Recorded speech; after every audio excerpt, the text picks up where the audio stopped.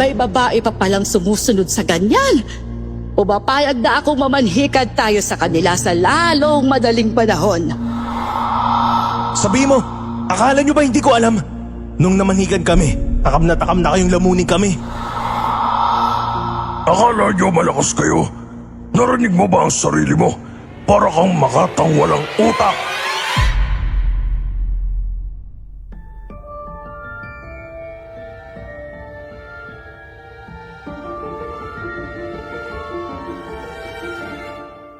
Ang pag-aasawa ay hindi parang kaning mainit na kapag nainitan ay pwede pang iluwa. Yan ang madalas na sinasabi ng matatanda. Nung una, hindi ko talaga yun pinaniniwalaan. Hanggang sa isang araw, ako na mismo ang nakaranas noon. Magandang araw po sa inyong lahat, lalo na sa mga artist ng channel na ito. Matagal na po akong nakikinig ng mga ganitong kwento. Nung una, natatakot akong ibahagi ang kwento ko. Pero dahil sa mga taong naglalakas loob na magbahagi ng kani-kanilang karanasan, unti-unti akong nagkaroon ng lakas ng loob. Kaya ngayon pa lang, maraming salamat po. Ako nga po pala si Samuel, at ito ang aking kwento. Bago ko simulan ng storya, huwag kalimutang mag-subscribe bilang suporta sa ating channel. Ano po? Balak niyo na po magpahinga at hindi namang gamot? Oo nga po, Lola. Bakit mo parang biglaan? Hindi ito biglaan. Bata ka pa lang, alam na nating ikaw ang susunod sa yapak ko, Samuel. Tinuruan na kita, hindi ba? Matanda na ako. Hindi na kaya ng kasukasuan ko ang manggamot pa. Pero Lola, paano kung hindi po kami maging kasing galing nyo? Baka masira ko lang yung sinimulan yung pangalan. Hindi mo nadala ang pangalan ko, Samuel. May sarili kang pangalan at landas. Sinabi kong susundan mo ang yapak ko, pero hindi ibig sabihin kailangan mong maging ako. May sarili kang kakayahan at baka nga mas lampasan mo pa ako. Naiintindihan ko po, Lola. Ibig sabihin, hindi ka na pwede magpakasal, Samuel? Anong magpakasal? May plano na ba kayo ng kasintahan mo? Abay, paano? Di ayaw nga niya pumunta rito sa bahay. Pasensya na po, Lola. Matagal ko na pong iniimbitahan si Lira na pumunta rito. Pero palagi niya akong tinatanggihan. Sabi po niya, bilin daw ng mga magulang niya. Isa po yatang pamahiin. Ano na namang pamahiin yan?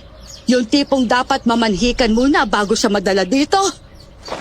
Opo, ganun na nga po. Isa daw po yun sa paniniwala ng matatanda sa kanila. Kaya po mahigpit na pinapatupad. Nako, panahon pa namin yan na uso. May babae pa palang sumusunod sa ganyan. Ay napahanga ako sa kasintahan mo dahil dyan, ha? Sige, pumapayag na akong mamanhikad tayo sa kanila sa lalong madaling panahon. Talaga po? Pumapayag na po kayong magpakasal ako? Oo naman, nasa tamang edad ka na. Kaya nga gusto kong ipasa sa iyo ang panggagamot. Isa pa, gusto ko na ding makita yung misteryosa mong kasintahan. Gusto ko ding pumupunta siya dito. Hindi po ba kayo natatakot na baka hindi ko ituloy yung pagiging albularyo ko kapag nauna ako mag-asawa? Mas mabuti ngang makapag-asawa ka muna. Ay may iba dyan sa sobrang tutok sa panggagamot ay nakakalimutan ng mag-asawa. Ay syempre, ayoko naman mangyari yun sa'yo. Salamat po, Lola. Hindi ko po agad nasabi kasi natakot akong hindi nyo maintindihan. Buong kabataan ko, puro pag-aaral ng panggagamot ang inatupag ko. Minsan pa nga po, nagagalit kayo kapag walang ginagamot at tumatakas ako para makapagkita kay Lira. Hindi naman ako nagagalit dahil may nagustuhan kang babae. Naiinis lang ako kasi di mo siya madala rito. Pero ngayon, naiintindihan ko na. Naku, Lola. Hindi niya po madala dito ang babaeng yun kasi pangit.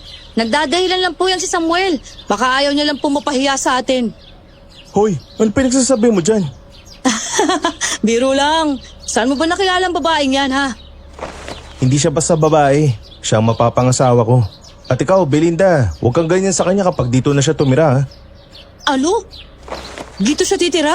Uy, bakit naman? Tama lang naman yon. Sanay na rin ang mga tao na dito magpupunta para magpagamot.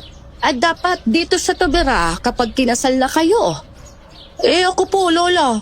Aalis na po ba ako dito? Kasi magiging siya na ang kanang kamay ni Samuel eh. Belinda, alam kong hindi ka sanay makisama sa iba. Pero sanayin mo ang sarili mo. Subukan mo makihalubilo. Darating din ang panahon, makakakilala ka ng lalaking para sa'yo. Kapag nag-asawa ka na, doon ka titira sa bahay ninyo. Hindi lahat ng tao katulad ng mga nakikilala mo noon. Di po ako mag-aasawa, Lola. Sa inyo lang po ako habang buhay. Kayo na po ang pamilya ko. Hindi pwede yon. Inampun kita bilang apo. Tinutulungan mo lang ako dahil gusto mong magpasalamat at pinayagan kita. Pero hindi ibig sabihin nun, itatali mo na ang sarili mo dito. Malaya ka pa rin piliin ang buhay mo. Naiintindihan ko po, Lola. Pero ito po ang gusto kong buhay. Yung kasama kayo. Hayaan nyo na siya, Lola. Sa tagas ng kilos niyan, walang lalaki maglalakas loob manligaw. Baka nga babae ang gusto niyan eh. Sinasabi mo. Bakit? May lalaki ka bang gusto? Wala, no? Aba, namumula yung pisngi mo ha. May gusto kang lalaki no? Sino yun? Sige na, sabihin mo. Lumayo ka nga sa akin. Huwag mo akong tulitin, uy.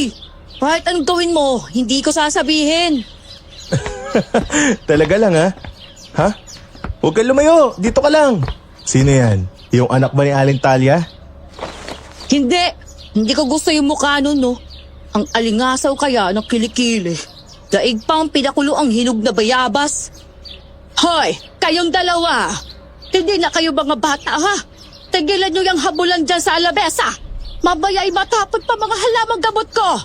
Samuel, tama ng pang-aasar kay Belinda.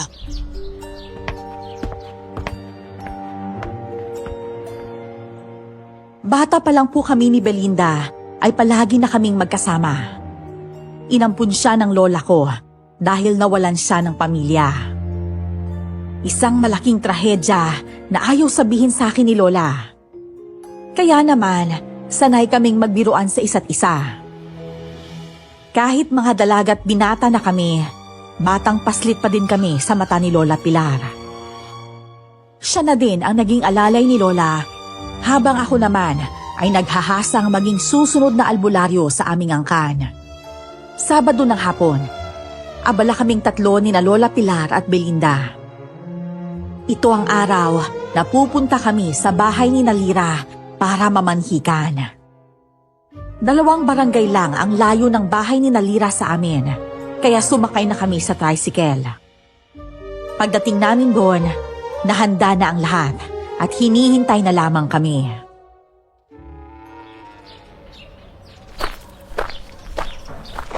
Samuel! Maligayang pagdating sa bahay namin! Kamusta naman ang biyahe? Mabuti hindi kayo naligaw papunta dito, ah. Magandang hapon din po, Lola Pilar. Tama po ba? Madalas po kayong kinikwento sa akin ni Samuel eh. Mano po? Napakagalang mo namang bata ka. Kaawaan ka ng Diyos. Ito nga pala si Belinda. Siya ang kinakapatid ni Samuel. Magandang araw din po sa inyo. Ay, halina po kayo. Pumasok po tayo. Atay, si Samuel po pala. Si Lola Pilar at si Belinda po. Si Tatay Nestor po pala. Tatay ko. Magandang hapon po sa inyo. Mano po? Kaawaan ka ng Diyos, iyo. Magandang hapon po sa inyo, Lola Pilar at Belinda. Maupo po kayo. Maraming salamat. Mukhang madami kayong inihanda Ito nga pala ang dala namin. 3 putahe lang ito tulad ng bili ni Samuel sa amin. Ay naku, maraming salamat po dito Nag-abala pa po kayo. Kaunti nga lang yan eh. Hindi katulad ng handa nyo, napakadami at parang puro magaganda sa kalusugan. Nako, hindi naman. Masyadong ang biglaan ito. Kaya naman yan lang nakayanan namin. Wala nga din kaming inanyayahan ng mga kamag-anak dahil abala din sila sa kanilang trabaho. Sana ayos lang sa inyo.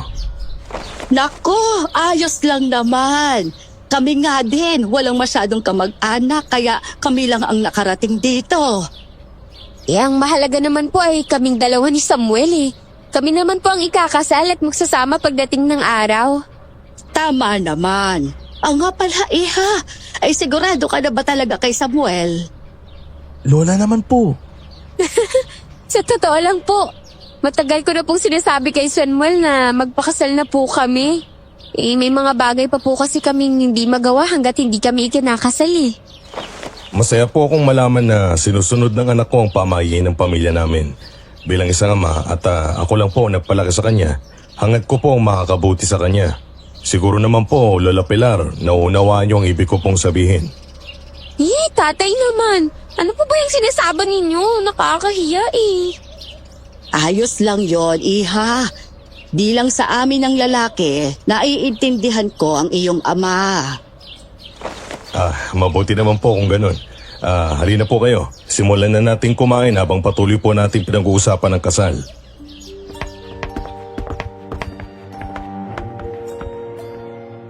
Sumenyas lang si Mang Nestor sa mga tao sa paligid. Lumapit naman ang mga ito at naglagay ng mga pagkain sa mga platong nasa ibabaw ng lamesa. Masasabi kong napakayaman ng pamumuhay ni Nalira at ng kanyang ama. Kaya medyo nag-alala ko na hindi kami bagay sa isa't isa. Ang mga hilaw na pagkain din sa isang lamesa ay sinimulang ihawin at inihahain lang sa amin ng luto na.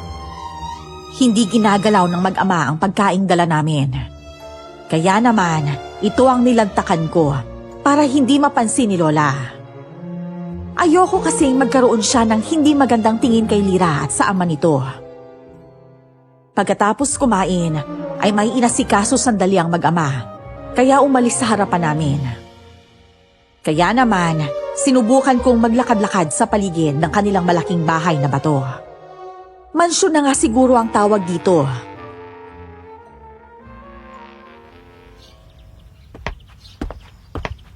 Anong ginagawa mo dito? Bakit nandito ka? Nagpapahangin lang at nagpapababa ng kinain. Ikaw, nasaan si Lola Pilar?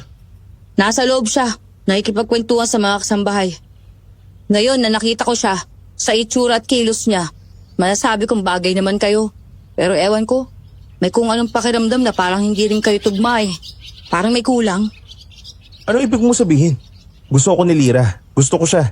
Maayos na nakapag-usap ang pamilya namin. Pumayag siyang sa amin tumira kapag kinasal na. Kaya naman anong problema dun?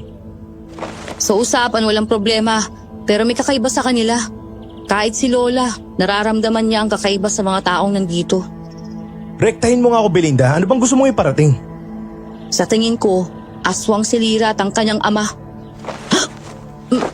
Ano ba? Bakit mo naman tinatakpan ang bibig ko? Ano bang problema mo? Maghinahinig ka nga sa sinasabi mo. Alam mo naman sensitibo ang ganyang paksa sa atin, di ba? Paano kung may makarinig sa'yo at maniwala? Ang salita natin nila Lola ay mabisa at talagang pinaniniwalaan ng mga tao. Maniwala ka sa akin. Di ako magsisinungaling, no? Nakita yan ng dalawang mga mata ko. Kanina, habang kinakain mo ang niluto ni Lola, nakatitig sila sa kutsalang inilalapit mo sa bibig mo. Habang inoobserbahan ko, napansin kong namumula ang mga mata nila tuwing nakakakagat ka ng bawang eh. Hindi mo ba napansin ha? Ni hindi nga sila tumikim? Masyado ka naman nag-iisip ng hindi maganda sa kanila. Masyadong mamantika yung mga dala nating pagkain, hindi mo ba napapansin? Ang mga pagkain na niluto nila ay masustansya at talagang pangmayaman. Kaya naman naiintindihan ko sila. Hindi! Nakita kong kumain ng hilaw na karne si Lira. Nakita yun ng dalawang mata ko. Kahit tignan mo sila doon ngayong mag-ama. Kumakain sila na parang gutom na gutom. Kulang na nga lang, tayo ang kainin nila eh. Sigurado ka ba talaga sa sinasabi mo? Oo nga. Wala akong dahilan para magsinungaling sa'yo. Alam ko naman yun. Pero kung aswang talaga sila, siguradong mararamdaman ko yun. Mararamdaman namin ni Lola. Si Lola Pilar, sigurado ako may nararamdaman siyang kakaiba sa mga yon. Gusto kong mapatunayan yung sinasabi mo. Kung kumakain sila ng sariwang karne sa lugar kung saan mo sila nakita, makakakita pa tayo ng bakas. Kaya halika, puntahan natin. Gusto kong paniwalaan yung sinasabi mo. Anong gagawin mo kung mapatunayan kong aswang sila? Ano? Sinasabi mo ang lahat ng to dahil may gusto kong makuha sa akin? Ha? Wala akong sinabing ganun ah. Nauna nang maglakad si Belinda. Pakiramdam ko ay iniiwasan niya ang tanong ko. Hindi din nagtagal ay nakarating kami sa isang kwarto na may siwang ng konti ang saradong bintana. Maliwanag doong nakikita ang buong loob pero walang kahit ano. Hindi na ako nagsalita. Naglakad na lang ako ng diretsyo papunta kung nasaan si Lola Pilar. Naabutan namin silang nagkukwentuhan ni Mang Nestor. Nang lumalim na ang gabi, napagpasyahan naming umuwi. Hindi pa din kami nag-uusap ni Belinda. Lumipas sa mga araw na ganun pa din kami. Wala pang eksaktong araw ang kasal namin ni Lira. Sinabi ng tatay niya na hihingi pa siya ng payo sa iba nilang kamag-anak tungkol sa magandang araw ng kasal. Ganun siguro talaga kapag may sinusunod na pamahiin. Habang ako ay naghahanda ng mga gagamitin sa panggagamot, dumating si Belinda. Napayuko ako at nagkunwaring abala.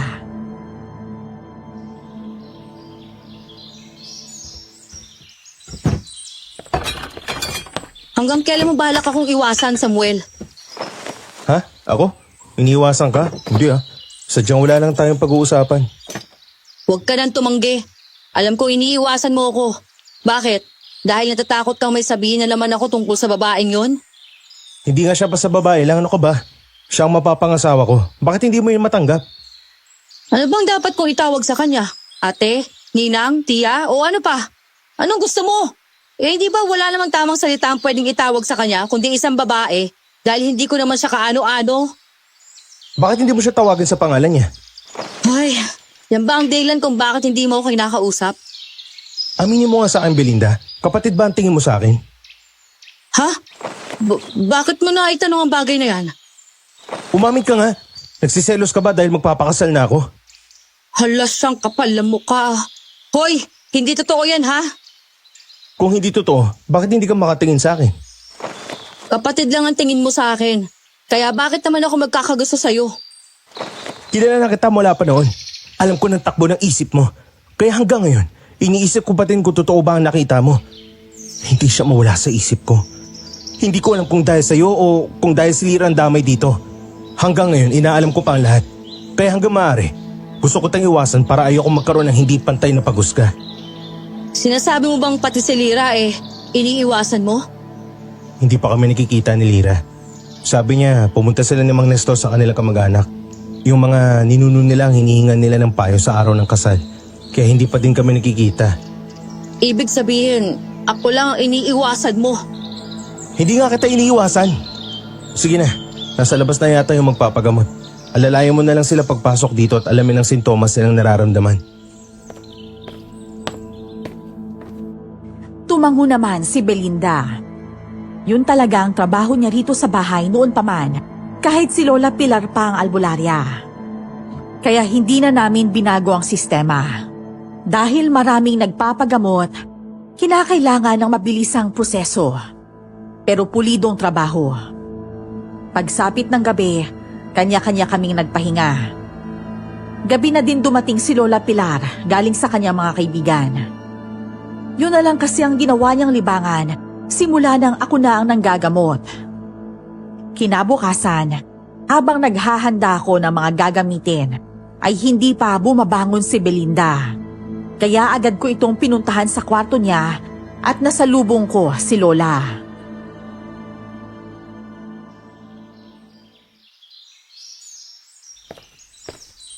Gigisingin mo ba si Belinda? Opo, Lola. Galing ka po ba sa kwarto niya? Oo. Kanina kasing almusal, hindi siya sumabay sa atin. Kaya naiisip kong bisitahin siya. Baka mayroon siyang sakit at hindi nga ako nagkamali. Kaya po ba may dala kayong tubig sa batsa at bimpo? Oo. Mataas ang temperatura ng katawan niya. Kaya naman pinunasan ko ng bumaba naman kahit kaunti. Halika, tulungan mo ako magluto ng lugaw. Po, pero magsisimula na po ang panggagamot ko. Hindi ka naman pwedeng manggamot nang wala kang alalay. Kaya naman tulungan mo lang ako. Pagkatapos ako ang magiging katulong mo. Po, pero Lola. Huwag ka na magpero-pero pa dyan.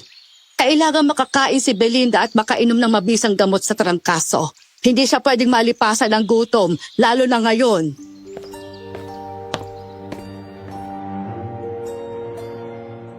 Tinulungan kong mag-asikaso si Lola Pilar. Pagkatapos ay inalalayan ko siya para magpakain kay Belinda. Panay pa nga ang hingi niya ng paumanhin kay Lola dahil hindi daw makakatulong sa panggagamot. Wala namang problema yun sa amin dahil natural lang sa isang tao ang magkasakit. Lumipas ang ilang araw pero hindi pa din siya gumagaling. Tinawas ko na din siya at wala naman akong nakitang kakaibang sakit niya. Ilang araw pa ang lumipas at naging abala ako sa paghanap ng lunas ng kanyang karamdaman. Pero kahit anong gawin namin ni Lola, hindi pa din namin magawang magamot si Belinda. Nanghihina na ang katawan niya. Pero hindi pa rin namin matukoy ang eksaktong sakit niya. Hapon na nang may narinig akong katok. Nang binuksan ko ito, tumambad sa akin ang magandang mukha.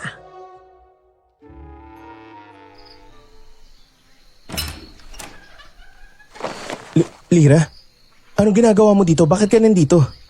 Ay, talaga bang tatanungin mo pa ako ng ganyan? Ito ang unang beses ko na pumunta dito. Hindi ko naman alam na bawal pala. Ha? Hindi ko naman sinabing bawal. Nagulat lang ako na nandito ka. Tsaka bakit dito ko sa kabilang pinto kumatok? Yung pinto sa unahan ng madalas kinakatok ng mga bagong nagpapagamot sa amin eh. Hindi naman ako magpapagamot sa iyo kaya dito ako kumatok. Hindi mo ba ako papapasukin, ha? Ang tagal na natin hindi nagkikita Hindi ka pa nga pumupunta dati sa dati nating tambayan. Anong nangyari sa'yo? Halika, pumasok ko muna. Wala kasi si Lola Pilar dito ngayon, umalis siya sandali. Baka mamaya pa ang balik niya. Ayos lang naman, pero hindi mo pa sinasagot yung tanong ko sa'yo Anong nangyari at hindi ka pumunta sa tagpuan natin, ha? Hindi ba sinabi ko naman sa'yo kung kailan kami babalik? Pasensya na, naging abala kasi kami dito. Lalo na't mag-isa lang ako. Kumbaga hindi nasanay. Ah, ganun pala. Naiintindihan ko na ngayon. Hayaan mo, ako na lang palagi ang bibisita dito. Pinayagan naman na ako ni Tatay Nestor Talaga? Magandang balita yan. Mabuti naman at hindi na ako mahihirapang pumunta doon. Ayos lang naman sa'yo, hindi ba? Hindi ba nakakahiya? Hayaan mo. Sa susunod, ako naman ang bibisita sa inyo kapag maluwag na ang trabaho dito.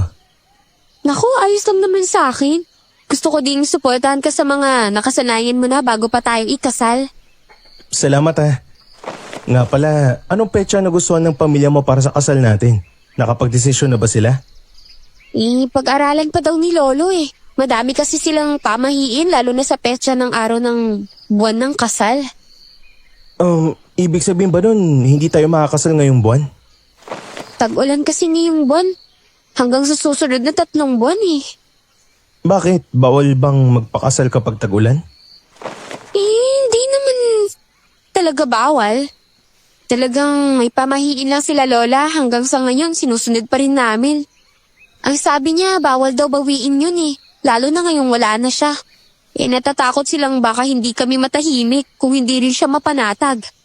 Kaya walang ibang magawa kundi ang sundin na lang. Sige, naiintindihan ko.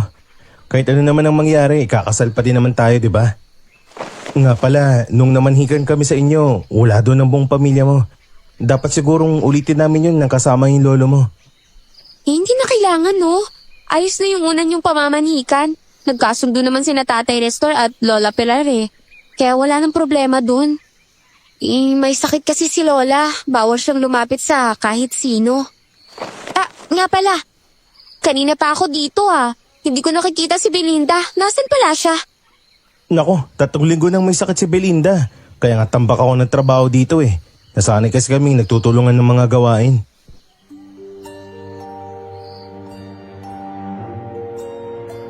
Mahaba ang naging kwentuhan namin ni Lira. Natapos lang ito nang may dumating na nagpapagamot. Magdidilim na din ang dumating si Lola. Galing daw siya sa kaibigan niyang kapwa niya albularyo. Nanghingi siya ng tulong tungkol sa sakit ni Belinda. Pero maging sila ay walang magawa tungkol dito. Kinagabihan, habang ako ay natutulog sa sarili kong silid, may narinig akong hindi pangkaraniwang tunog ng isang nilalang.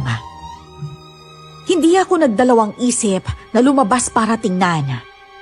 Nakita ko si Belinda habang nahihirapang huminga dahil sa buhok na nakapaikot sa buo niyang katawan. Aswang ang nilalang na may mahabang buhok at ginagamit para mambiktima. Nakatalikod sa akin ang aswang, kaya mabilis akong lumapit sa kanya at sinipa siya. Hindi niya basta mabitawan si Belinda, kaya inulit ko pa ito ng madaming beses. Hindi naman magawang tumingin sa akin ng halimaw. Siguro ay natatakot siya sa kayang gawin ng isang albularyong katulad ko.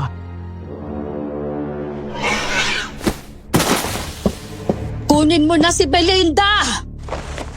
Lola, ano po ginagawa niyo dito? Huwag niyo pong sabihin kayo ang may kagagawan kung bakit lumayas ang aswang na yun nang hindi ko tinitingnan. Samuel! Kailangan kong gawin ang trabaho ko habang hindi mo pa lubos na gamay ang pagiging isang albularyong lumalaban sa aswang. Bilisan mo ng kumilos dyan! Kailangan magdamot ang mga sugat ni Belinda! Opo, Lola. Ito na po. Nga pala, Lola. Alam ko pong aswang ang nilalang na yun. Pero ngayon ko lang siya nakita. Ano pong aswang siya? Si Lira. Siya ang aswang. Kubot.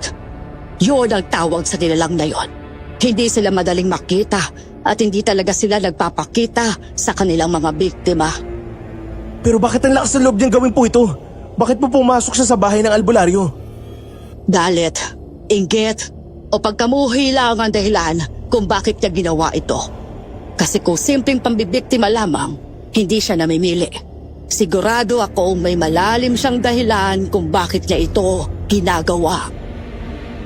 Kung ganun, bakit po natin pinatakas ang aswang? Hindi po ba dapat pinatay na natin siya?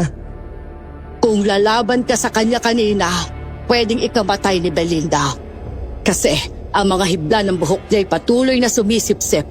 Sigurado akong nasaktan ko siya sa ginawa kong orasyon, kaya siya nagmamadaling umalis.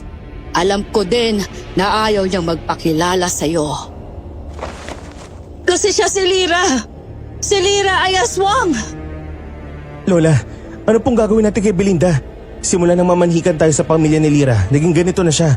Palagi niya sinasabing aswang si Lira. Pero hindi ko po magawang maniwala. Alam ko pong alam niyo kung sino ang aswang sa hindi. At isa pa, hindi niyo po ako papayagang magpakasal kay Lira kung aswang siya. Yung po talagang pinangahawakan ko. Tama na.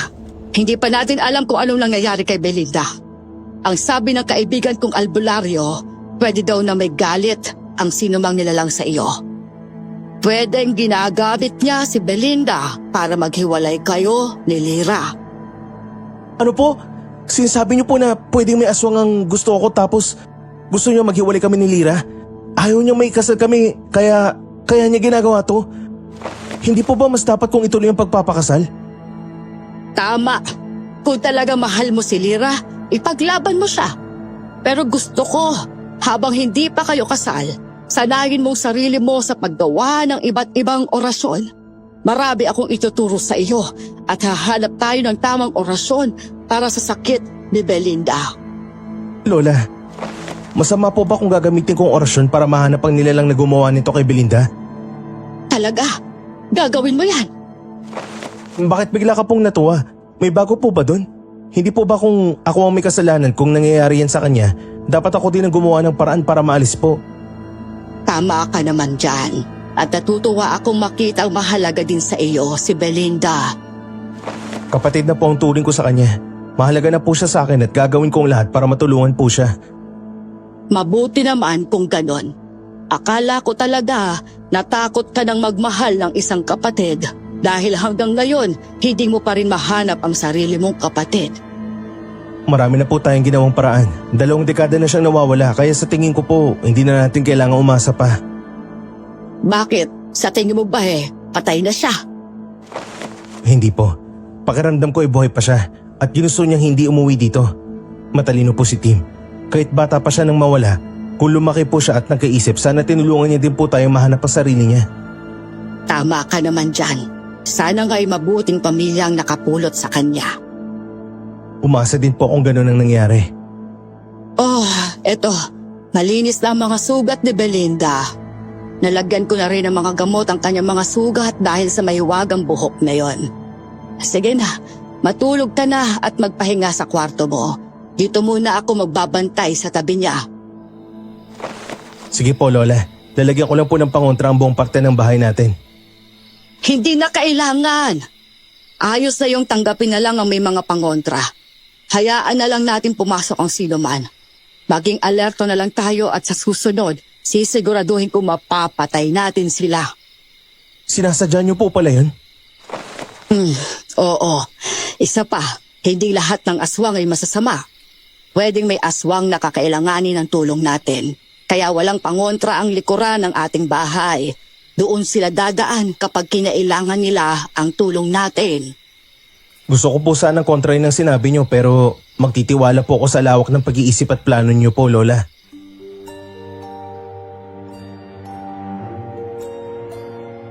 Umalis ako nang may ngiti sa kwarto ni Belinda. Nakatulog naman siya ng mahimbing habang ginagamot ni Lola kanina. Hindi ako natulog. Nagpunta ako sa kwarto kung saan kami nang gagamot ni Lola. Tanggapan ito kung tawagin.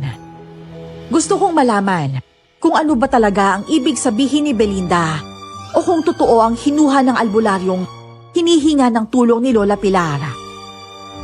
Dahil hirap akong silipin gamit ang orasyon, napagpasyahan kong magmatsyag sa bahay ni Lira. Alam kong imposibleng hindi nila ako mapansin, lalo na kung aswang talaga sila.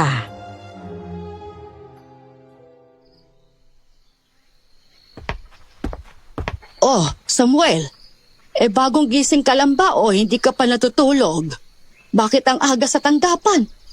May nagpagamot ba, iho? Hindi ko man lang narinig na may tumawag. Wala pa po, Lola. Bale, kagabi, dyan po ako tumuloy para subukan ng mga orasyong itinuro niyo sa akin. Desidido po akong malaman na tungkol sa mga aswang at sa kalagayan ni Belinda. May pakiramdam din po kung may kinalaman ito sa kapatid ko. May isang orasyon po na may lumabas ng binatang lalaki. Totoo ba yan? Kamukha mo ba siya? O baka naman kasing taas mo din siya? Hindi ko po magawang makita ang mukha niya. Nakita ko lang po nakatalikod siya sa akin. Para po bang handa siyang talikuran ako ng tuluyan? Dalawa po ang tsorya ko. Ang lalaking yun ay may gusto kay Lira at gusto kaming maghiwalay. O siya ang kapatid ko. Pero naisip ko pong magaan sa pakiramdam kaya mukhang hindi siya kaaway. Mabuti naman kung ganon. Hindi ko lang naiisip na ganito ka kaaga magiging ganyan mag-isip. Pakiramdam ko'y mas magaling ka nga higit sa akin dahil may tiwala ka sa sarili mong pakiramdam. Oo, saan nga pala ang punta mo niyan? Gusto ko na pong puntahan si Lira. Nang ganito kaaga? May hindi ka ba sinasabi sa akin? Ha? Wala naman po, Lola. Gusto ko lang po talagang makita si Lira bago magsimula ang mahabang araw ko sa tanggapan. Alam ko pong madami na naman ako makakaharap na magpapagamot. Ang pag-ibig nga naman. Ay sige na, mag-iingat ka ha.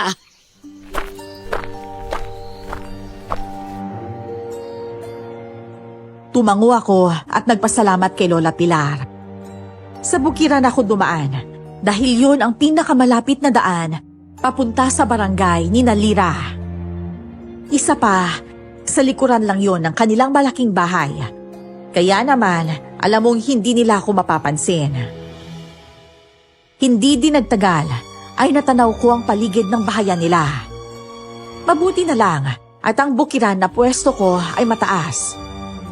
Burol na ito kung tawagin nila, kaya walang masyadong bahayan. Habang pinagmamasdan ko sila, wala namang kakaiba, lalo na sa mga taong nandun.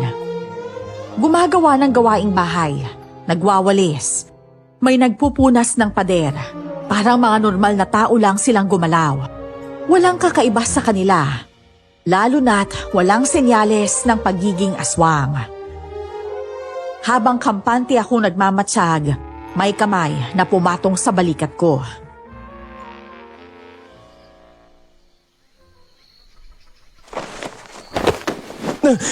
Sino ka?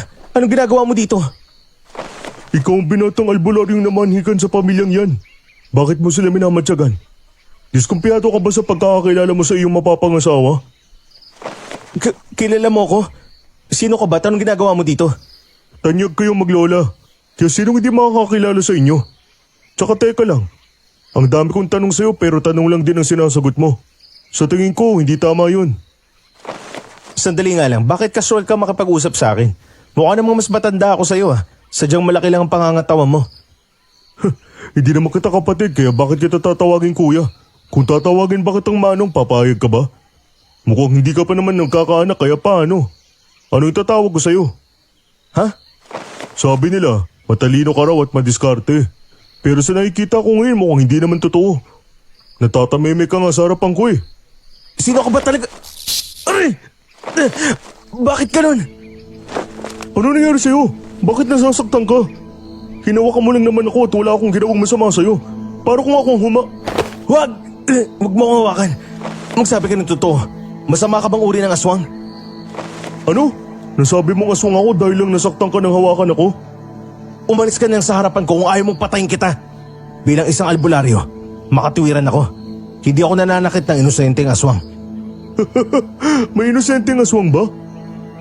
Ano sinasabi mo? Ang sabi ko, mauna na ako sa'yo. Nga pala, sa mansyong yan ako nagtatrabaho bilang taga-selby nila. Kaya kung ako sa'yo, mag-iingat ka. Ano? Sandali lang. Uy! Sino ka ba? Kahit anong sigaw ko sa kanya, ay hindi na siya lumingon pa. Hindi ko naman magawa siyang sundan dahil pakiramdam ko ay mapapansin ako ng mga tao sa mansyon ni Nalira. Hindi ko alam, pero pakiramdam ko ay magsusumbong ang lalaking yon. Kaya lang, kinakabahan pa rin ako. Kaya nagmadali akong umuwi. Pagdating sa bahay, nadatnan ko si Lira na kausap si Lola Pilar.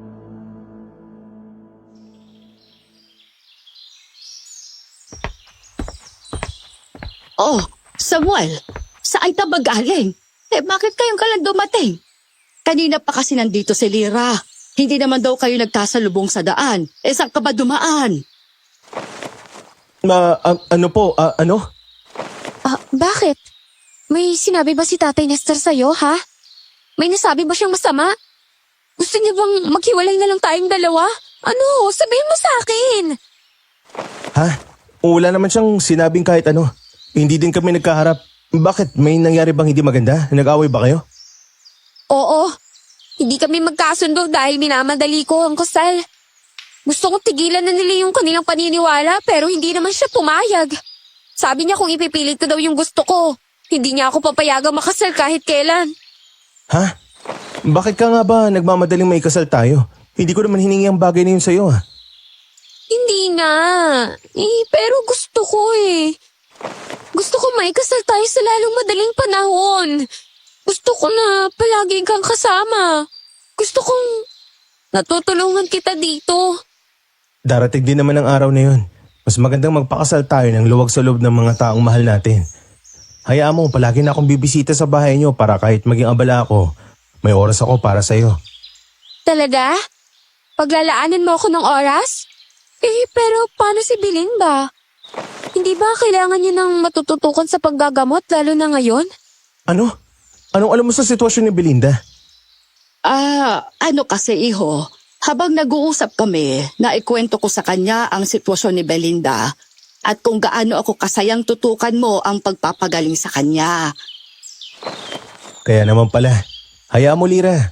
Sisiguraduhin ko may oras ako sa'yo kahit tutok ako sa pagpapagaling kay Belinda. Hindi ko hayaang magalit lalo na ang tatay mo sa'yo. Basta, hindi natin sila bibigyan ng sama ng loob.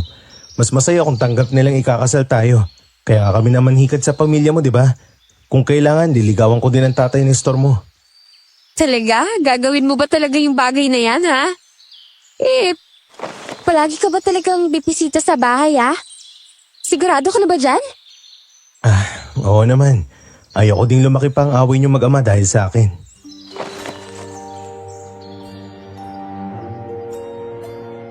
Kita ko ang tuwa sa mata ni Lola Pilar at Lira habang nasa harapan ko. Hindi din nagtagal si Lira. Umuwi din siya bago magtanghalian. Ako naman ay naging abala sa panggamot buong maghapon. Ganon din si Lola na nakatutok sa pagpapagaling ni Belinda. Halos hindi din niya magawang kumain. Kaya sobra talaga akong nag-aalala. Sa mga sumunod na araw, palagi ako maagang gumising para bumisita kina Lira. Nanatili ako doon ng 2 oras at umuuwi din sa bahay para manggamot. Pinagbawalan din ako ni Lola Pilar na kumain.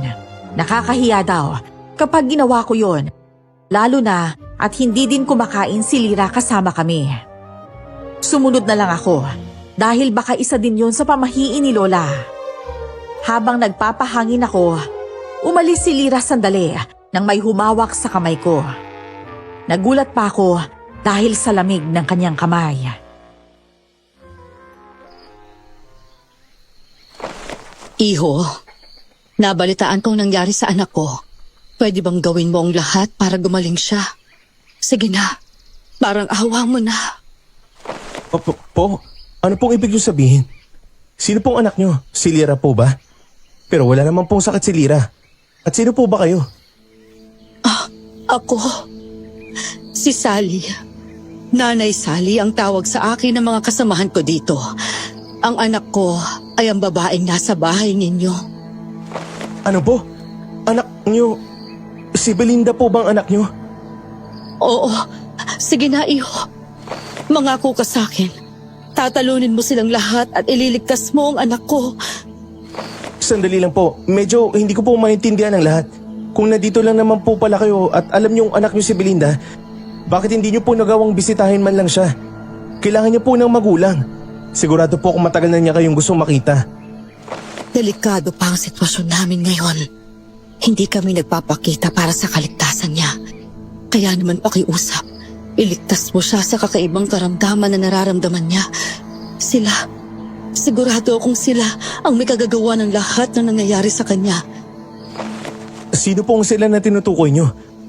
Bakit kayo nagmamadali magsalita? Kumalma po muna kayo. Tapos pag-usapan po natin to ng malinaw. Kung kailangan niyo po ng tulong ko, mas maganda po di ba na dapat alam ko ang buong pangyayari? Basta, yun lang ang hiling ko sa'yo. Magaling kayong maglola, kaya alam kong magpapagaling ninyo siya. Magtitiwala ako, lalo na sa'yo. Pero sandali lang po. Nagmamadali nang umalis ang babaeng lumapit sa akin. Medyo kinakabahan ako sa mga binitawan niya. Kaya naman, gusto ko sana siyang habulin. Yun nga lang, dumating si Lira at tinawag ako. Kaya naman nawala sa atensyon ko kung saan nagpunta ang ginang na yon. Hindi din nagtagal ay umuwi ako. Sinubukan kong gumamit ng orasyon para makilala ang babaeng yon, gamit ang amoy na naiwan niya sa kamay at braso ko. Pero wala akong nakuha. Doon ko nalaman na isa siyang aswang. Mukhang abala ka dyan Anong orasyon naman ang pinag-aaralan mo ngayon? Bakit kapag gumamit ng banal na langis sa iyong braso? Posible po kayang ang aswang na dumukot sa magulang ni Belinda ang kagagawa ng nangyayari sa kanya? Anong sinabi mo? Alam mo ang nangyari sa pamilya ni Belinda? Paano? Hindi naman niya yun naikwento sa atin, hindi ba? Habang nasa poder ako nila Lira, may ginang na lumapit sa akin. Nagpakilala siya bilang si Nanay Sally. Nakiusap siya sa aking alagaan ng kanyang anak at siguraduhin gumaling. May mga sinabi din siya sa akin na sila raw ang may kagagawa ng nangyayari kay Belinda. Ano? Sinong sila? Yung Nanay Sally na nagpakilala sa'yo? Hindi po. Ang binabanggit niya po ay sila. Sa tingin ko po ay ibang nilalang na hindi din siya sigurado kung sino. Kung ganon, ano ang resulta ng ginawa mong yan? Nakilala mo ba sila? Hindi ko po sila nakilala ng lubusan. Nakita ko lang po na hindi sila ordinaryong nilalang. Si Nanay Sally ay isang aswang. Pwede ngang nasa poder pa rin siya ng mga aswang. Saan mo siya nakita? Hindi mo man lang ba siya hinabol o niyayang sumama man lang? Kailangan siya ni Belinda ngayon kung siya talaga ang magulang niya. Ginusto ko po siyang isama. Hindi din po malinaw ang mga sinasabi niya sa akin pero agad po siya umalis sa harapan ko. Kung hindi po ako nagkakamali, nasa poder po siya nila Lira. Hindi po kaya aswang si Lira? Mas magandang sabihin mo yan kung may malakas kang ebidensyang mag-uugnay sa sinasabi mo. Kung wala kang sapat na ebidensya, hindi ka pwedeng maghinuha lamang. Hindi iyon ang pinairal ko sa buong panggagamot ko dito. Gumawa po ako ng iba't ibang orasyon para mapatunayan yan pero hindi po ako makahanap. Simula po nang sinabi yun ni Belinda, patuloy po ako nagsasaliksik. Maging ang bawang at asin ay hindi niya kinatatakutan. Kaya hindi ko po mapatunayan na aswang si Lira. Hindi kaya nabubulag ka lang dahil sa nararamdaman mo? Po, sinasabi niyo po bang umihina ang kakayahan natin kung tayo ay nagmamahal? Hindi po ba dapat mahigpit at determinado ang isang nagmamahal sa kanyang pinaniniwalaan? Tama. Pinaniniwala mong sarili mong hindi siya aswang kasi mahal mo siya. Hindi ka nagsasaliksik kasi gusto mong malaman ang totoo. Nagsasaliksik ka kasi gusto mong mapatunayan na mali si Belinda. Ha? May pinagkaiba po ba yun? Malaki. Malaking pagkakaiba doon, Samuel. Sandali nga po, Lola. Alam niyo din po bang aswang si Lira? Sandali lang. Naririnig mo ba yon? May mga paparating. May kumakatok nga po, Lola. Ako na po ang bahala magbukas sa kanila. Pwede niyo po bang puntahan si Belinda? Kakaiba po kasi ang pakiramdam ko sa nilalang na kumakatok.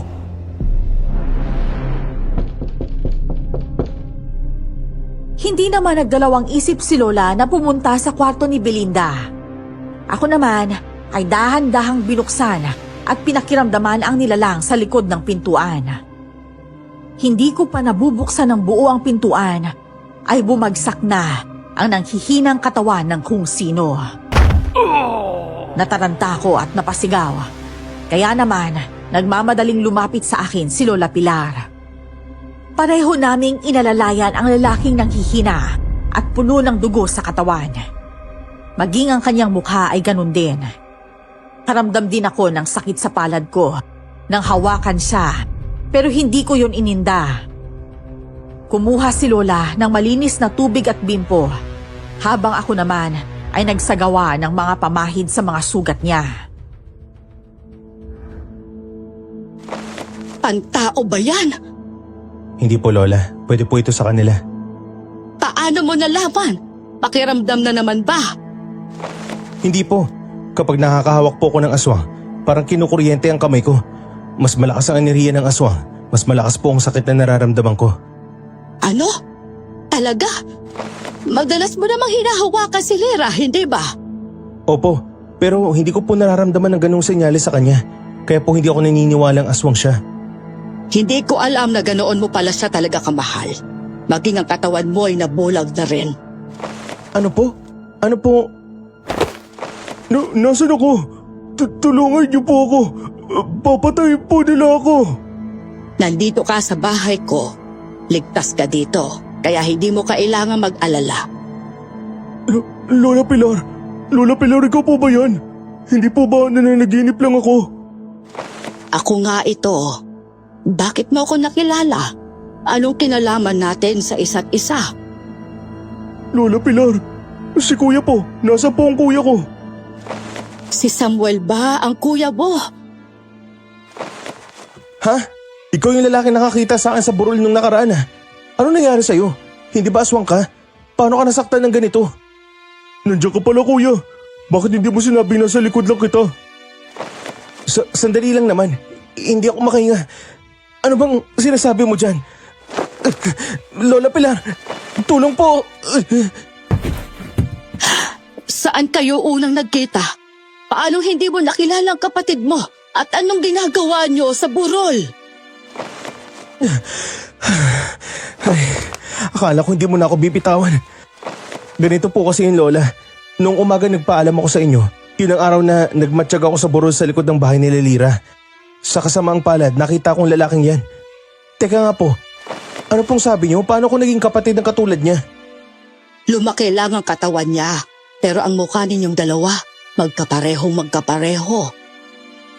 Pero aswang po siya.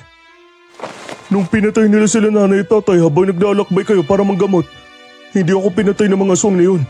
Isinama nila ako sa kanilang tabi. Habang tumatakas, aksidente akong nakagat at naging aswang. Pero may sumpa pa rin sa pagkatao ko. Ano? Paano mo maalala ang lahat ng yun kung naging aswang ka? Ang isang tao naging aswang ay nawawala ang kanilang alaala. Hindi na walang alaala ko dahil direkta akong naging aswang. At hindi dumaan sa pagiging kayanggaw.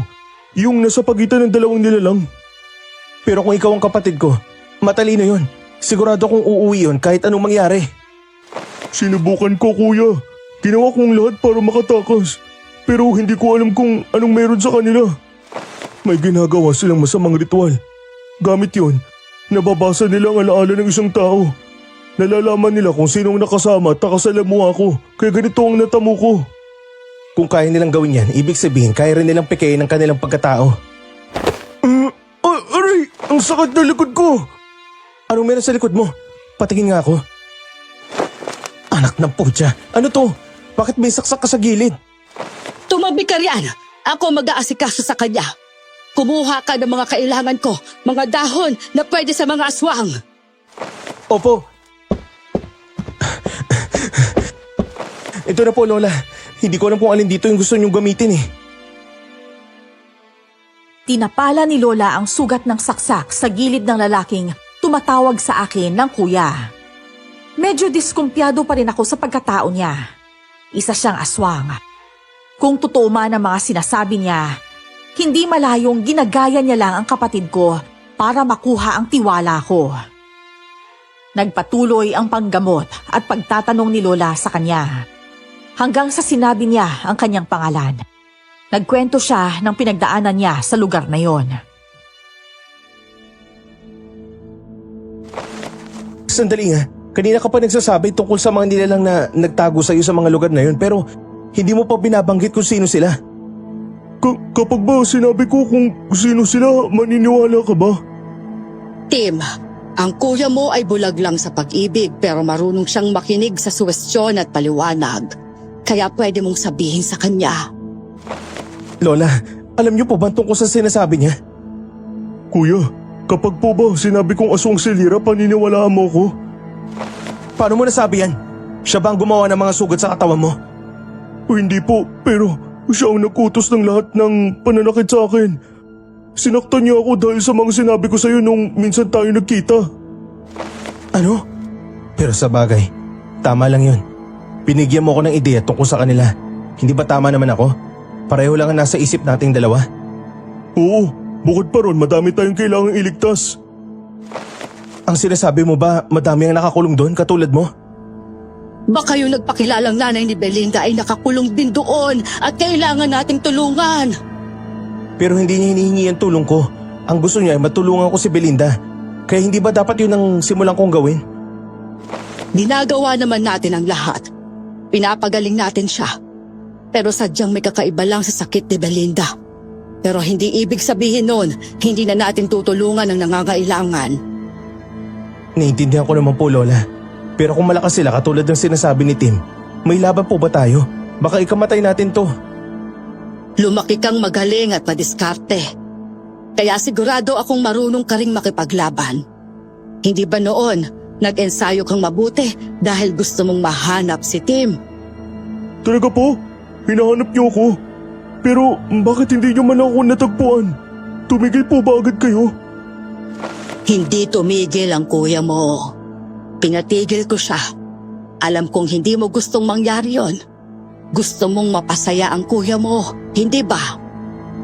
Siyempre naman po. Pero kung hinanap at natagpuan niyo ako, siguradong papatayin kayo ng mag-amang yun. Sandali nga! Kung pinahirapan ka nila ng husto dahil sa sinabi mo kay Samuel, paano ka nakatakas? Nakatali po ako habang pinapahirapan nila ako. Pero may isang nanay yung humiwa sa mga tali ko. Nakayuko ako kaya hindi ko siya nakilala pero laking pasasalamat ko sa ginawa niya. Salamat talaga sa kanya, pero hindi ko alam kung kaya ko silang iligtas. Nagtitiwala ako sa iyo, kuya. Iligtas mo sila. Tutulungan naman kita eh. Sige na. Sige, pagplanuhan nating mabuti ang pagligtas sa kanila. Talaga, Lola? Sandali lang po, Lola. Paano po kung bitag lang ito? Paano kung pinapakapit lang nila tayo? Hindi mo ba pinagkakatiwalaan ang kapatid mo? Kuya, hindi ko gagawin ang bagay na yun. Natakot lang ako mapahamak kayo, kaya hindi ako lumapit noon. Tama siya, Samuel. Bakit ba ganyan ka mag-isip? Nag-iingat lang po ako, Lola. Alam ko pong kapatid ko siya. Nararamdaman ko. Pero hindi ba kayo rin na nagsabi huwag basta magtiwala? Tama naman. Pero pakiramdaman mo ang sarili mo. Huminga ka ng malalim. Isipin mo ang sitwasyon. Pinakiramdaman ko ang paligid. Lumayo muna ako. Inisip ko ang sitwasyon. Kung gaano ako kailangan ng mga taong katulad ni Tim. Lalo na si Belinda. Napahinga ako ng malalim. Bumalik ako kay Lola Pilar. Alam kong bawal kaming malakit na mga nilalang na walang ginagawang masama. Pero alam kong madami silang ginawang masama. Tinulungan ako ni Lola sa pagpaplano. Pero bago kami makalayo sa mapa, may sumigaw sa labas ng bahay. Sigurado kung sila yung mga yan. Kailangan niyo na po umalis, Lola. Isama niyo na po si Belinda, ako na po bahala sa kanila. Tama po siya, Lola. Kami na po ni Tim ang bahala, tumakas na po kayo. Kaya ko pa naman lumaban gamit ang orasyon. Mas mabuti kung ikaw ang magdala kay Belinda, Samuel. Lola naman, lalaki po kami ni Tim. Mas hindi po namin kakayanin kung kayong lumaban. Nauunawaan ko. Basta't mag-ingat kayong dalawa. Pangako po yan, Lola. Mag-iingat kami. Nagmadaling pumunta si Lola Pilar sa kwarto ni Belinda. Kami naman ni Tim ay sabay na pumunta sa labas ng bahay. Nakatayo ang madaming payat na kulubot na mga aswang. May magandang itsura na mahabang buhok na nasa gitna ng mga ito, kasama ang isang malaking hulma ng lalaking aswang na may pakpak. Napaisip ako bigla. Siguro ay sila na ang mag-amang tinutukoy ni Tim. Sa sobrang inis ko, binato ko agad sila ng mga pulbos na ginawa namin ni Lola. Sakawi na siwas ang buntot ng pagi na isa sa mabisang sandata panlaban sa aswang. Kuya, dahan-dahan lang. Pangontra din yan sa akin. Lalayo muna ako. Pasensya na. Bugso lang ng damdamin. May pinoprotektahan lang tayo, di ba? Sige, kuya. Ako na sa mga payat. Magpapahabol ako. Yung babae sigurado hindi kanya masasaktan. Paano mo nasabi? Sigurado ka bang si Lira yun? Ayaw mo talagang paniwalaan. Sige na, kuya. 1, 2, 3.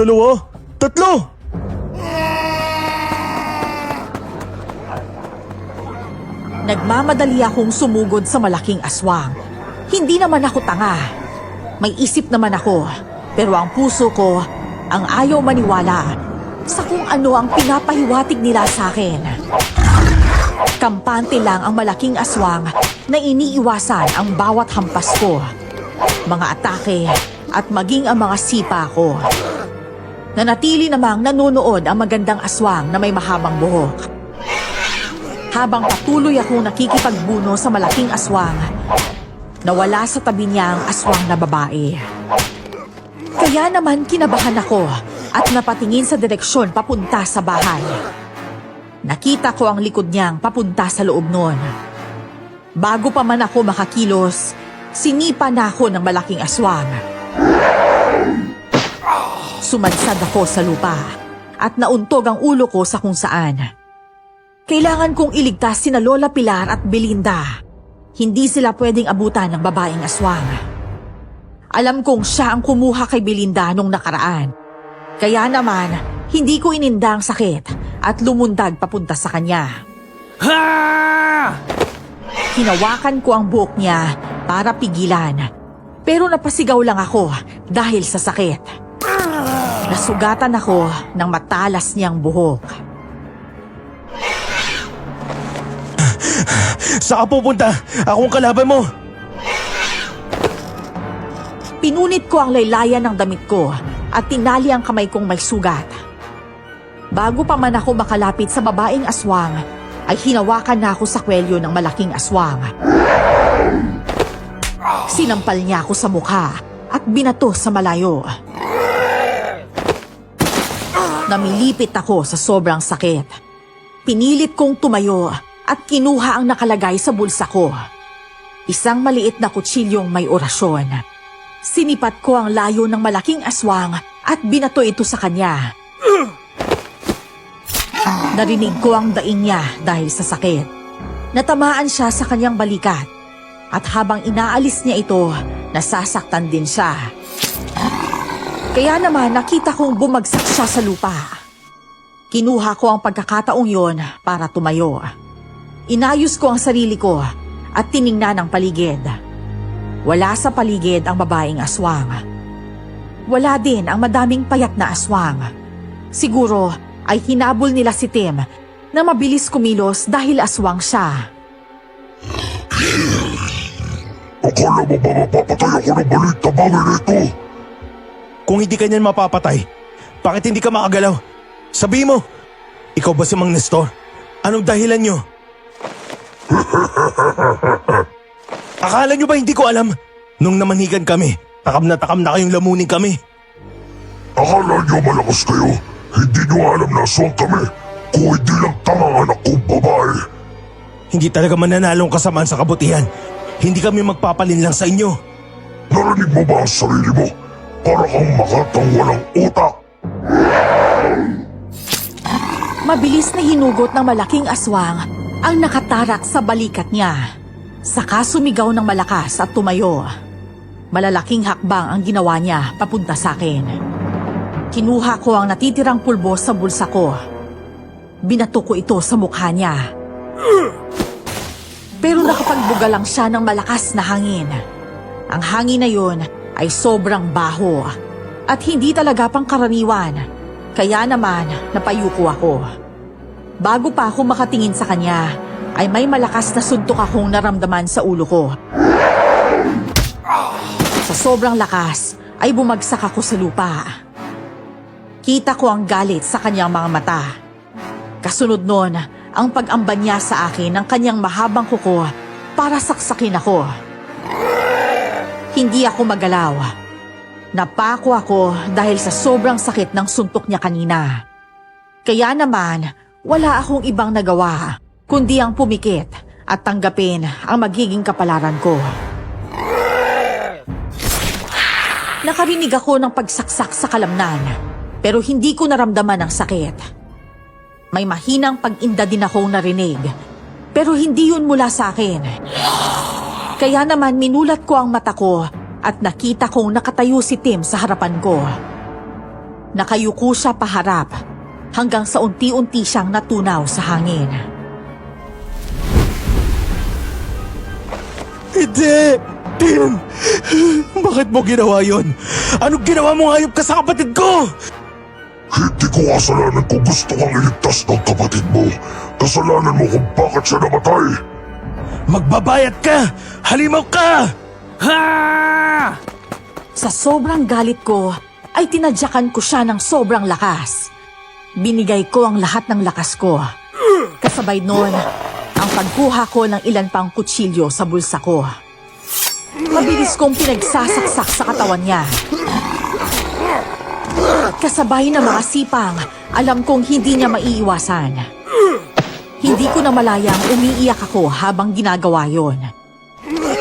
Saka ko lang nalaman nang malasahan ko sa aking bibig ang alat ng luha ko. Unti-unti ding bumagsak sa lupa ang halimaw.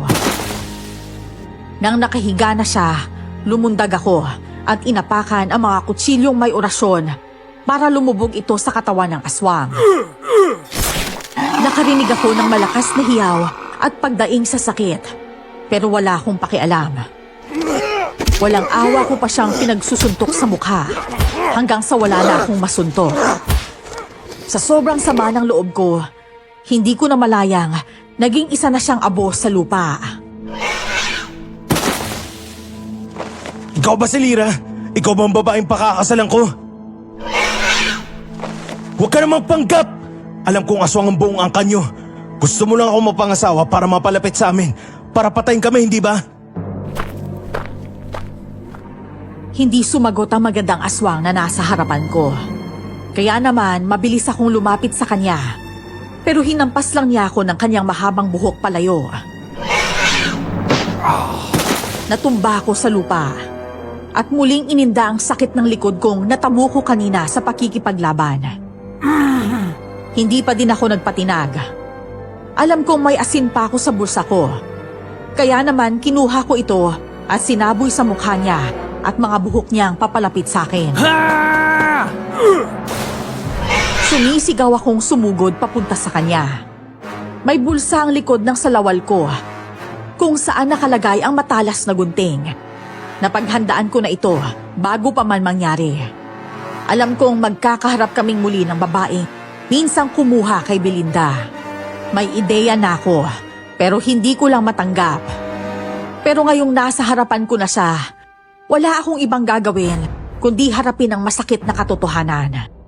Habang papalapit ako, sunod-sunod din ang pag-atake ng buhok sa harapan ko. Kaya naman ginupit ko ito ng paulit-ulit habang iniilagan. Nakikita kong nasasaktan siya. Kaya naman pinagpatuloy ko ang pag-ubo sa buhok niya hanggang makalapit ako. Itinuro ko sa mukha niya ang gunting pero napatigil ako dahil bigla siyang nagbago ng mukha. Bumalik siya sa katauhang minahal ko.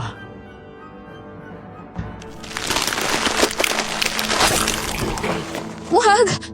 Maawa ka sa akin, Samuel! Huwag mo akong patayin! Lira, ikaw nga ba talaga? Oo! Ako nga ito, Samuel! Artis! Lira! Ano nangyari sa'yo? Hoy! Sino ba umampas sa kanya? Lola Pilar? Ano po ginagawa niyo rito? Pasensya na po kung nasigawan ko po kayo. Bakit ba hindi mo magawang kontrolin ang damdamin mo? Bakit pa palagi mong sinusunod ang puso mo? Kasi po, yun ang tinuro niyo sa akin. Ang paniwalaan ng puso ko. Oo! Sinabi ko yun sa'yo para matuto kang pag-aralan ang sarili mong damdamin. Kung makagagawa ka ng mali dahil sa nararamdaman mo, ibig sabihin, matuto ka. Pero hindi ko sinabing hayaan mo ang lahat ng natutunan mo sa isang tabi habang sinusunod ang puso mo. Pasensya na po kung nagkamali ako. Mahal na mahal ko lang po si Lira. Oo, taliwas sa paniniwala natin ang pagkatao niya. Pero wala na po bang pagkakataon para sa kanya? Pinatay ng tatay niya ang kapatid mo, Samuel. Gumising ka nga! Alam ko po yun, pero ginawa ni Tim yun para mabuhay ako. At sisirain mong buhay mo sa nilalang na yan, ha? Sandali lang po, Lola. Ang bigat-bigat po ng emosyon. Pakiramdam ko masisiraan ako ng bait. Pwede po ba? Hampasin niyo na lang po ako sa... Aray! Lola naman! Bakit po may kaserola kayo? Ang sakit po nun ah! Naiintindihan ko kung mahal mo pa rin ang babaeng yan. Alam kong bata ka pang masyado kaya mag-isip-isip ka muna. Tulungan mo kung ikulong ang babaeng ito. Alam kong mahal mo siya, pero buksan mong isipan mo. Kahit gusto ni Tim na maging masaya ka, hindi ibig sabihin magiging masaya ka lang kung ikakasal ka. Kung sakali man, baka ibang babae talaga ang nakatadhana sa'yo. Naiintindihan ko po, Lola Pilar. Maraming salamat po sa pag-unawa. Ako ang lola mo. Nandito ako hindi para husgahan ang nararamdaman mo, kundi para tulungan kang maging mabuting tao. Halika na, tulungan mo na ako.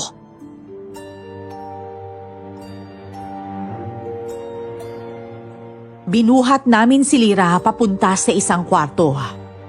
Nilagyan ni Lola ng iba't ibang orasyon ang kwartong yon. Ang mga malalaking itak namin na gawa sa pilak ay itinusok niya sa pintuan. Nakita ko din na maayos na nakahiga si Belinda nang mapadaan kami sa kwarto niya. Sa mukhang nakikita ko, mukhang hindi na siya nahihirapan. Bigla ko namang naalala ang kapatid ko. Kanina, habang nasa harap ako ni Lira, nawala yung sakit na nararamdaman ko sa pagkawala niya.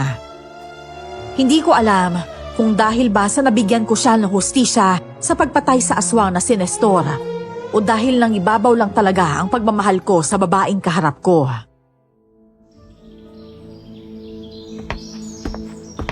Lola, wala na po si Tim. Namatay po siya habang nililigtas ako. Alam kong nasasaktan ka sa pagkawala niya. Pero isipin mo na lang na iniligtas ka niya. Ang buhay mo ay buhay niya. Kaya gawin mong lahat para maging makabuluhan ang buhay mo. Isa pa, hindi mo naman siya pinabayaan. Pinatay mong nagpahirap sa kanya. Siguradong masaya si Tim na wala nang matutulad sa kanya dahil sa katapangan mo. Salamat po, Lola. Pero hindi ko po natupad ang pangako ko sa inyo. Hindi ko siya nailigtas. Kung mas naging magaling lang sana ako, sana hindi siya namatay. Tinupad mo ang pangako mo. Para sa akin, ngayong may aral ka nang dadalhin habang buhay, ay sapat na yon. Opo, Lola. Hindi na po ako magpapabulag sa pagmamahal. Pagbabayaran ko si Lira sa kasalanan niya. Sisiguraduhin kong lahat ng mga masasamang aswang ay magbabayad. Hindi na po ako papayag na may buhay pang masira. Kung ganon, puntahan natin ang kuta nila. Sinabi ni Tim na madaming taong nakakulong doon. Nandoon din ang nanay ni Belinda. Sigurado po kung bago sila sumugod dito, naitago na nila ng maayos ang mga bihag nila. Kaya hayaan niyo po kung kausapin si Lira. Sigurado ka bang hindi ka magpapauto sa kanya? Hindi na po ako mangangako. Gagawin ko na lang po ang makakaya ko. Itinuro sa akin ni Lola ang mga orasyong ginawa niya para mabuksan ang pintuan. Pahina ang katawan ni Lira nang makita ko siya. Ang buhok niya ay hindi pa din tumutubo. Dahil siguro ito sa orasyong ginawa ni Lola sa kanya. Hindi niya magamit ang pagiging aswang niya. Iba't ibang halamang gamot din ang sinubukan kong gamitin sa kanya. Inihahanda ko to para sa mga nilalang na pwede naming makasagupa. Gusto kong maging handa para walang kahit anong buhay na ang muling maisakripisyo. Napasigaw si Lira nang maipatong ko sa balat niya ang isang tinudtod na bawang na madaming asin at kalamansi. Para siyang baliw habang umaatras palayo sa akin ang nakaupo. Anong nangyari? Anong ginagawa mo? Alisin mo tong nilagay mo! Nasasaktan ako! Pakiusap! Alisin mo to, Samuel! Pasensya ka na. Gusto ko lang subukan ng iba't ibang halamang gamot sa'yo. Kailangan kasi namin ito para may panlaban ako kapag sumugod sa kuta nyo. Anong sinasabi mo? Balak namin iligtas lahat ng mga nabihag yung tao o aswang man. Lahat ng inosenteng nilalang ay kailangan namin palayain. Isa yun sa mga alituntuning hindi nakasulat sa obligasyon ng isang albularyo. Sige! Iligtas mo kami! Iligtas mo kami sa halimaw na yun! Pwede mo bang ipaliwanag sa akin kung paano kita ililigtas sa mga halimaw na sinasabi mo? Medyo naguguluhan ako. Silang akong ordinaryong tao noon. Hanggang sa maging isang kubot na aswang. Nakagat ako ng asawa ni Tatay Nestor. Dahil hindi ko makontrol ang kakayanan ko noon, nasaktan ko siya hanggang sa napatay ko. Dahil doon, kailangan kong sundin ang lahat ng gusto ni Tatay Nestor. Sinasabi mo bang pati ikaw ay biktima ng halimaw na yun? Na sumusunod ka lang sa kagustuhan niya? Pero bakit mo ko pinaibig sa'yo? Ano yung nararamdaman mo? Totoo ba yan o utusan din niya? Aaminin ko nung una, inutusan niya akong kailanin ka. Kapag naging asawa na kita, maganda ang katawan mo para paglagyan ng kaluluwa ng tatay niyang nangihina. At mangyayari lang yun kapag nakikasal na tayo. Kaya naman, gusto nilang ikasal tayo sa gabing bilog na ang buwan. Ano? Tunay ang nararamdaman ko sa'yo. Totoong minamahal kita dahil mabuti kang anak at kapatid. Sadyang nahirapan lang ako dahil hindi ko pag-aari ang buhay ko. Kapag nasaan yung aswang ako, para akong robot na sumusunod lang sa kanya. Nakasumpa na sa pagkatao ko ang pagsunod sa kanya kahit wala na siya. Bukod sa pagiging lakaw na aswang, isa di siyang magaling na mangkukulang. Lira. Huwag mo akong yakapin. Kahit hindi mo na ako mahalin. Kahit kaumuhian mo ako habang buhay. Sisiguraduhin ko magbabayad ako. Papayag ako maging alipin mo. Kahit lagyan mo pa ako ng tali sa leeg na parang aso. Huwag mo lang akong patayin. May tunay na pamilya din ako eh. Kahit hindi na nila ako nakikita, gusto ko silang tagagabayan. Pasensya na. Naawa lang ako sa kalagayan mo. Ganito, kailangan ko munang iligtas ang mga bihag ng sinasabi mong tatay at tuluyang patayin ang ninuno na sinasabi mo. Kung mapuputol ko ang ugat, sigurado ako masisimulan natin ang pagbabago. Sige, pero mag-iingat ka. Lahat ng mga aswang na nandun ay wala. Nasa ilalim din ng mga kapangyarihan niya. Mananatili ang sumpa kahit patay na ang pinanggalingan nito. Hanggang hindi ito nakukontra, ikaw lang makakagawa nun. Sandali lang. Yung sumpa na nararamdaman ni Belinda sa kanya din ba galing? Oo, ginawa niya yun dahil ayaw niyang maging malapit kayo sa isa't isa. Kapag umamin ng babaeng yun, posibleng magbago ang isip mo at siya ang piliin mong maging asawa. Natatakot si Tatay Nestor na hindi mangyari ang gusto niya dahil sa babaeng yan. Naiintindihan ko na.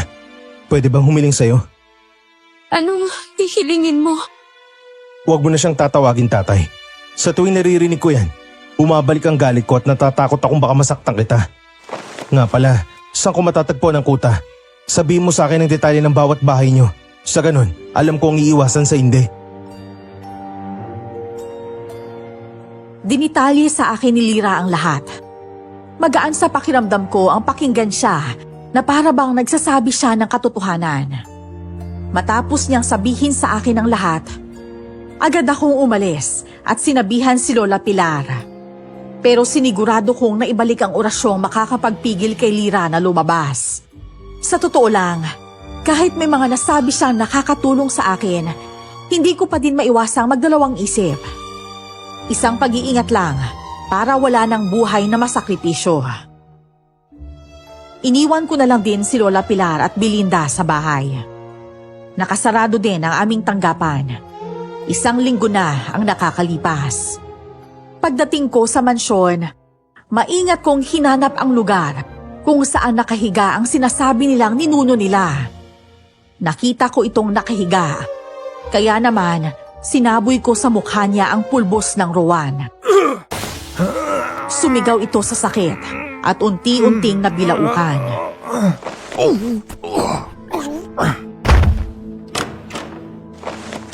Ikaw pala, iho. Tumakas ka na dahil papunta na dito ang mga halimaw na yon. Ikaw po pala, Nanay Sally. Buti wala kang sumpa ng pagsunod mula sa mga halimaw dito. Ano nangyari? Dahil hindi ako naging matigas ang ulo. Hindi ako nagpapakita ng pagsuway sa kanila. Kaya hindi nila ako naiisipang lagyan ng mga sumpa na yan. Naisip ko kasing mas malaki ang tsansa na makasama kong anak ko kung mananatili akong buhay. Lahat ng mga sumusuway dito, pinapatay nila. Kaya ikaw, lumayas ka na. Pinatay mo ang ninuno nila. Hindi mo ba alam na mahalaga sa kanilang manatili ang buhay? Patay na po si Hector. Namatay na po siya habang naglalabang kami. Kaya ang mga aswang na nabihag at nasa ilalim ng sumpa niya ay aalisin ko. Tulungan mo akong harapin sila. Imposible yun. Baka ikamatay ko kapag humarap ako sa kanila. Hindi pa ako ganun kalakas at katibay ang loob. Kung ganun, magtago ka na lang po.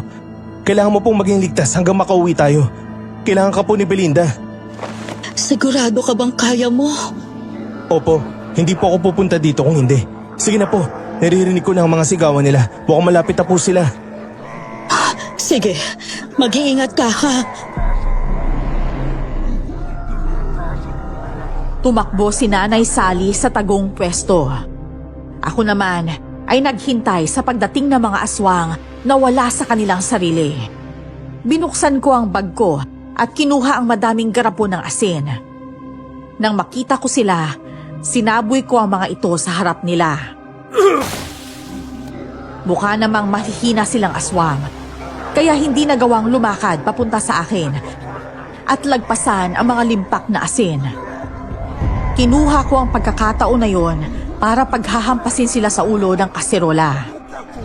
Pinadala kasi yon sa akin ni Lola. Mabisa daw kasi yon para matauhan ng mga aswang na nasa ilalim ng sumpa ni Nestor Nilagyan din namin ito ng orasyon ni Lola. Kaya naman bumagsak ang mga aswang sa lupa. Alam ko mga biktima lang din sila. Kaya naman iniwan ko silang tulog. Tinawag ko si Nanay Sally. Saka namin tinahak ang pauwi sa bahay.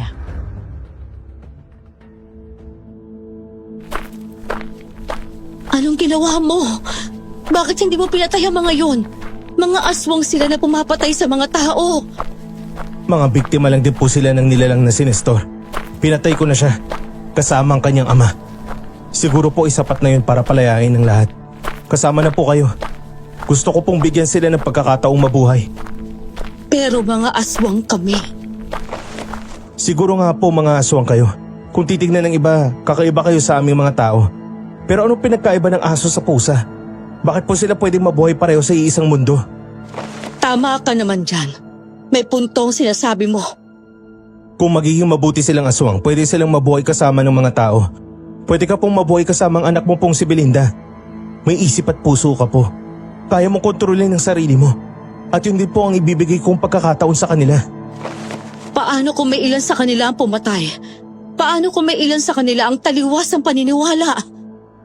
Ang orasyon na ginawa namin ni Lola ay may kasamang isang palatandaan. Gamit ang mga kasangkapan namin bilang albularyo, malalaman namin kung gumagawa sila ng masama at mabuti. Talaga namang pinapahanga ninyo akong maglola. Masaya kung kayong nakatagpo sa kanya at inampun ninyo siya. Siguradong nagkaroon din ng ganyang pag-iisip si Belinda. Masaya din po kaming matagpuan kayo. Alam naming lalabanan ni Belinda ang sakit niya kapag nalaman niyang nasa tabi niya kayo.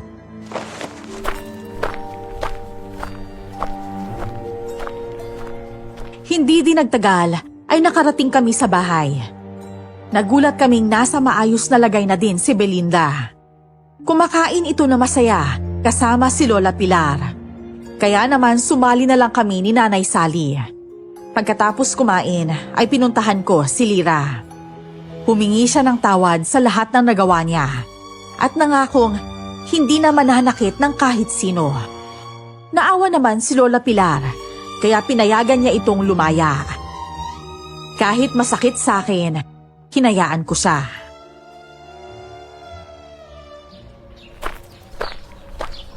Lola, nung una pa lang po ba alam niyo nang aswang siya? Alam niyo na pong biktima lang siya ng halimaw na yun?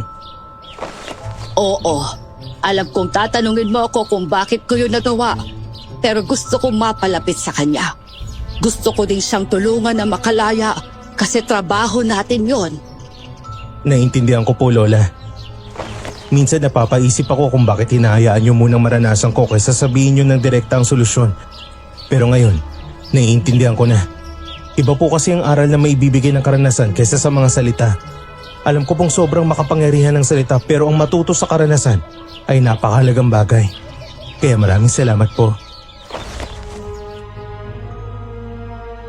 Niyakap ako ni Lola Pilar at tinapik ang likod ko. Alam kong proseso lang ang lahat ng yon, pero ngayon natuto na ako. Ang pagkawala ni Tim ang naging daan ko para mas palawakin ang kaalaman ko sa pakikipaglaban. Si Tim din ang dahilan kung bakit binigyan ko ng pagkakataon ang mga nilalang na kagaya niya ang mabuhay sa mundo. Sa ngayon po, patuloy kong sinusundan si Lira. At masasabi kong nagbago na siya. Namuhay siya ng patas at hindi nanlalamang. Nagkaroon din po ng grupo ng mga manunugi sa lugar namin. Sila ang lumilipol sa mga nilalang na sumisira ng katahimikan ng mga tao. At kabilang po ako sa kanila kahit isa na akong ganap na albularyo. Hanggang dito na lang po at maraming salamat po.